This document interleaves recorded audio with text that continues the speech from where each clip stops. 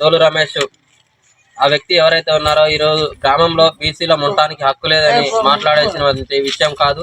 బీసీలకు ఇక్కడ ఉండటానికి హక్కు లేదని ఆయనకు రైట్స్ కూడా లేవు. ఒక అధికారిగా వచ్చి తన డ్యూటీ తను చేసుకొని వెళ్ళాలి. తను చేసుకోవాల్సిన డ్యూటీ కూడా తను సక్రంగా చేసుకోకుండా ఈ రోజు మేము ఏదైనా మాట్లాడితే బీసీలకు ఇక్కడ ఉండటానికి రైట్స్ లేవు మీకు అని మాట్లాడుకొస్తున్నటువంటి విషయం ఉంది. పైన ఉన్నటువంటి అధికారులు తనపై చర్యలు తీసుకొని తనని ఎమ్మటే కఠినంగా చర్యలు తీసుకోవాలి. తనపై తన విచారణ చేపించి తనపై చర్యలు తీసుకోవాలని గ్రామస్తులుగా మేము కోరుతున్నాం. పొదటిలో కొంచెం మా బాబు ఇట్లా ఏదో అన్నాడు, అన్నాక అసలు మీ బీసీకి రైట్సే లేవు, అసలు ఇక్కడ ఉండే అర్హతే లేదని మాట్లాడతాను సార్. ఆయన దాని గురించి చర్య తీసుకొని పై అధికారులు ఇక్కడికి వచ్చి ఏదైనా తెలియజేయాలని చెప్పి ఇప్పుడు ఒక 6 నెలల దాకా అవుతుంది అసలు ఆయన ఇక్కడికి వచ్చి డ్యూటీ చేయట్లేదు.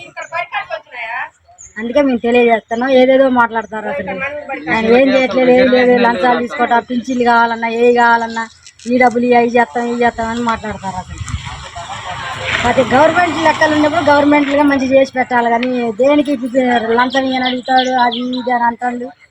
ఏదైనా వచ్చి మాట్లాడాలి, ఏదైనా ఉన్న పని చేయలేదు, ఏది చేయలేదు, ఏదైనా బెదిరియటం బీసీలకు హక్కు లేదు అని అనటం ఎక్కడిది? 6 నెలలు కాదు అసలు జూడికి వచ్చినే లేదు, అసలు చేసుడే లేదు.